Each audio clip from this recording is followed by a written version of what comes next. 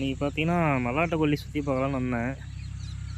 அப்போ பார்த்தீங்கன்னா ஏதோ வெள்ளரி பழம் பழுத்திருக்கு. வெள்ளரி பழமா எல்லாம் பழுத்து வெடிச்சிட்ருக்கு.